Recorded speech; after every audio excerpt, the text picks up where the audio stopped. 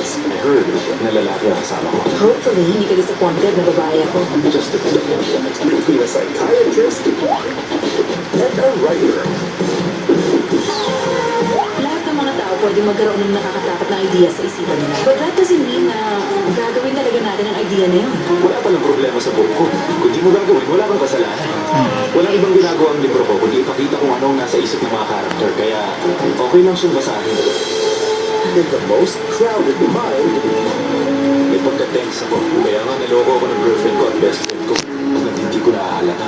Writing material ba ang suffering mo, di ba? Gusto kong sinabi mo ang ganda. And loneliest heart. Kahit isang beses na nangyari sa inyo, lagi ko na rin maiisip ang ginawa ni Eliza kapag hinahalga ko na. Pag-detect ang love bug na talagang kababaliwan ng lahat. Ano naman ba ang kailangan mo? Papalubog mo? Sorry. Ano? Apology na yan sa'yo. Yan na talaga ang kaya ko eh. Masyado kang pakipod dyan, puso. Laban sa isip. Isip, laban sa puso. Hindi mo mapipigilan. Tatamaan ka na lang.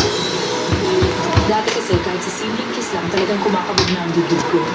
As in, kinakabahan ako ng todo. Tapos kinakapos pa ako ng hininga. Kung sakaling mahanap ko na rin yung true love ko, may experience ko na talaga yung magic of love. Kailangan mapaitan sa'yo ng buhay para mag-mature ang tao. Magandang kadate.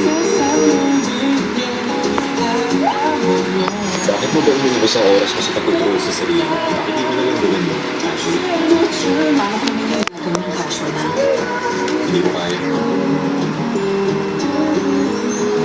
It's Okay That's Love, Mondays to Thursdays, 9 p.m. Premieres March 27.